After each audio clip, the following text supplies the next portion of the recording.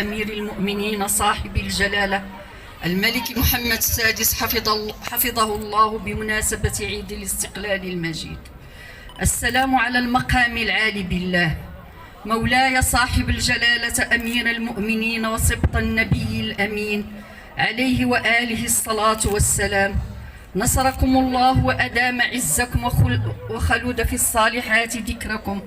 تتشرف خديمة الأعتاب الشريفة ثريا الغزالي المديرة الإقليمية لقطاع الشباب بتطوان أصالة عن نفسها ونيابة عن جميع الأطر التابعة للمديرية أن ترفع إلى السدة العالية بالله أطيب التهاني وأصدق آيات الولاء وفروض الطاعة والإخلاص بمناسبة إشراقة طلعة الذكرى 68 لعيد الاستقلال المجيد، معبرين في هذا العيد الوطني العظيم عن تشبتنا الدائم بأواصر البيعة الشريفة وولائنا الخالص للعرش العلوي المجيد الضامن لوحدة واستقرار المملكة المغربية وأمن رعاياكم الأوفياء وحفظكم الله مولاي، وشكرا للجميع.